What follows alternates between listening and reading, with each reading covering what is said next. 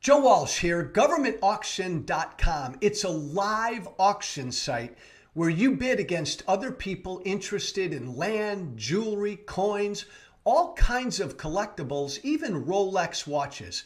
Have you ever wanted a 40-acre plot of land in Texas or Wyoming? Governmentauction.com has it. If you're the winning bidder, you don't need to go through credit checks. You just make a few down payments, keep your monthly payments going for a few years, and the land is yours. While you're making payments, you can use the land just like you would if you owned it. I know I've always wanted a big piece of land where I could go and just hang out, hunt, or hang with my dogs. And it's easy to sign up and start bidding on something that catches your eye. Go to governmentauction.com. It takes less than 5 minutes. Governmentauction.com.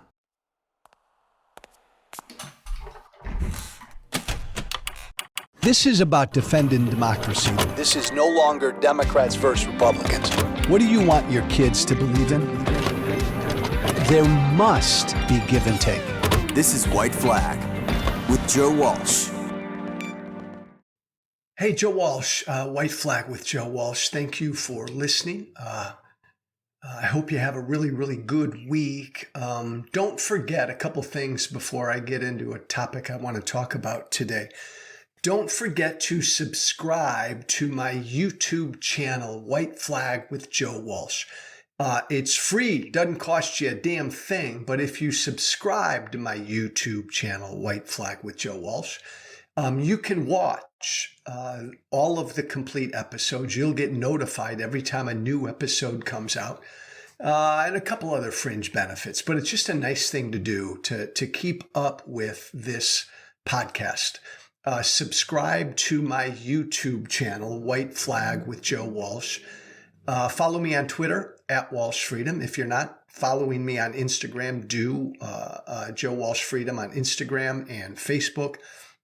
Listen to this podcast, these podcasts, White Flag with Joe Walsh, wherever you listen to podcasts, Spotify, Apple, wherever you listen. Thank you for following. And tell your friends, family members about this podcast, White Flag with Joe Walsh. Tell your friends and family members about this reformed gangbanger, Joe Walsh. Used to be a hell-raising, crazy, right-wing Tea Party mouth. He's still a proud Tea Party conservative. He's just no longer a gangbanger. He got out of the MAGA right-wing cult. He's trying to get people out of the right-wing MAGA cult every day and every week. And I'm trying to get, that's what I'm doing with this podcast, is get people to sit down who disagree. Get people who disagree to sit down about any issue, talk about any issue, and see if we can find any common ground. I believe, and I believed this before Marjorie Taylor Greene ever brought up the notion of a national divorce. When I was in Congress 8, 9, 10 years ago, I talked about, my God, can this thing called America keep it together? Can we stay together? I don't know if we can. I think we need marital therapy. I think we need to speak. Big part of the problem, maybe the biggest part of the problem, is we don't listen to people who don't think like us. That's what I'm trying to do, this reform gangbanger, with this podcast, White Flag with Joe Walsh. So tell everybody you know about White Flag with Joe Walsh. Get them to subscribe to my YouTube channel, White Flag with Joe Walsh. Thanks so much. Have a great, great week. I hope you have a great week. A quick thought to begin our week. A quick thought, an observation. Nothing earth-shattering here. Nothing that probably everybody listening to me right now, watching me, isn't aware of. But if we just sort of live and let live, remember that philosophy, live and let live. If we all carried that philosophy forward and actually lived out that philosophy, live and let live, damn, the world would be a better place. Damn, our ugly, divisive politics wouldn't be nearly so ugly and divisive if we just lived our lives and let other people live their lives, right? Live and let live. Let me live. Let me believe what I believe. Let me identify however I want to identify. Let me worship whatever God I want to worship or not worship. Let me carry a gun to protect myself. Let me speak my mind. Let me do whatever I want with my life. And you do you. You be you. You believe what you want to believe. You worship as you want to worship. You identify as you want to identify. You sleep with whoever you want to sleep with. Live and let live. Damn. If we could live like that, just imagine how much better the politics in our country would be. Take the issue of transgender Americans, transgender people, transgender men, and transgender women. This one of, right, the big divisive culture war issues.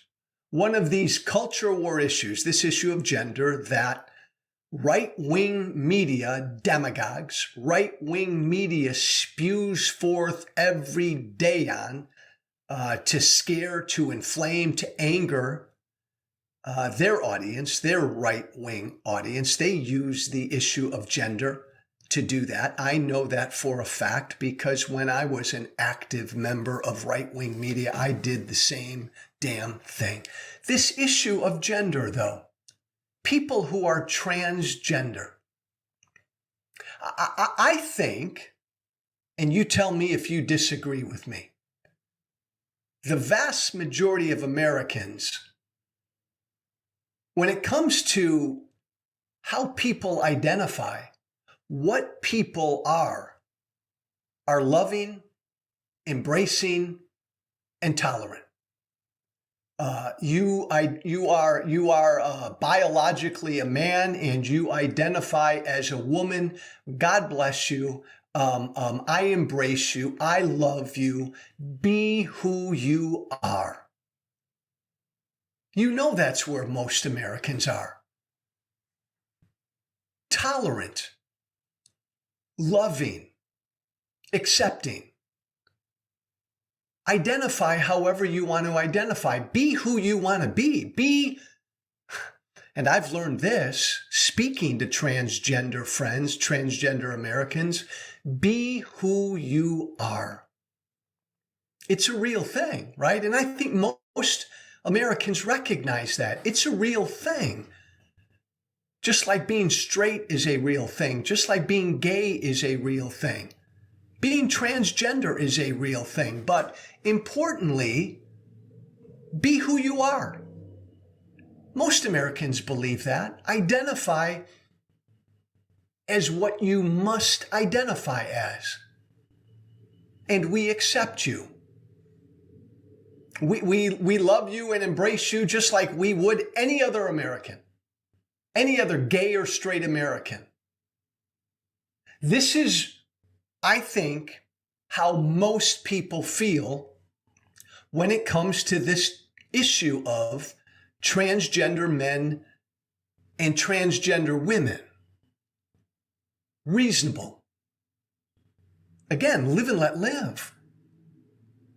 What does it matter to you that somebody who lives in your apartment building is a transgender woman?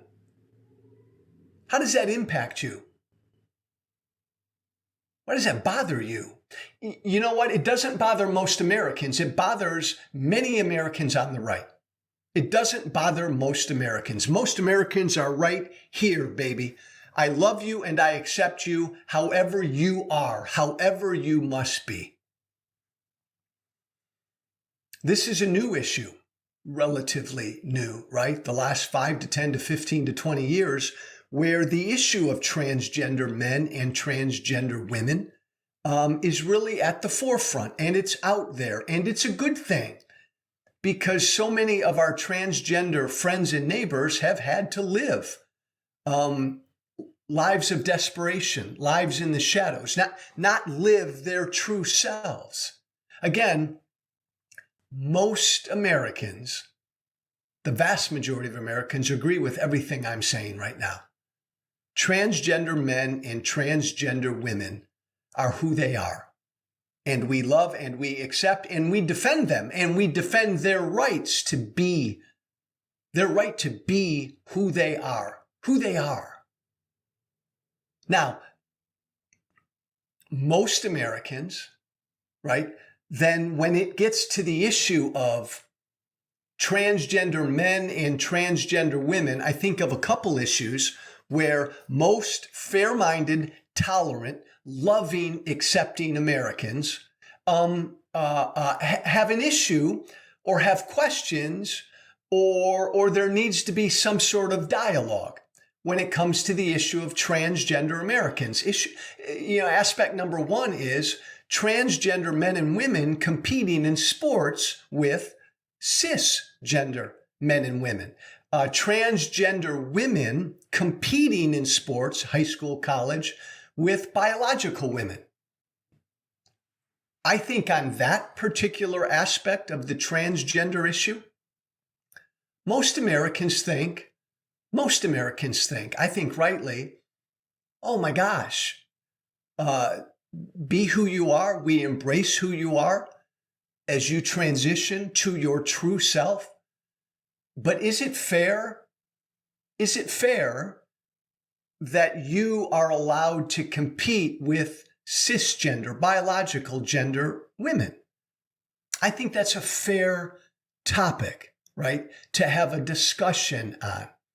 Because again, most Americans, and I'm speaking for myself, and I think that I am where most Americans are, be who you are, and you have basic civil liberties, no matter who you are. But that woman you're competing against, that biological woman you're competing against in a high school or a college sport, she has certain freedoms and liberties as well. And so it's this issue of fairness that we're trying to work through. Now, and I'm going to get to the right in a minute, and I think most fair-minded, tolerant Americans will work through this issue. In fact, the sporting bodies, the NC2A, high school sporting bodies are actively trying to work through these issues to find fair and equitable solutions so that transgender women can compete. And cisgender, biological gender women are not at a disadvantage. Reasonable people need to come together and have that discussion. The other aspect of the transgender issue that I think most Americans, myself included, think about is transgender Americans, transgender men and women in high school or college sharing facilities with, bathroom facilities with, or locker room facilities with biological women or biological men. Again, this is one of those intersections where both sides need to be looked at and both sides need to be treated fairly, and the rights of both sides need to be respected.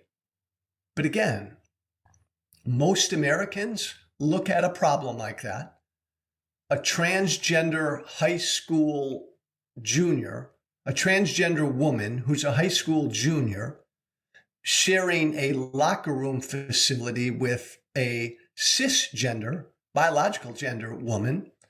Okay, that could be a problem.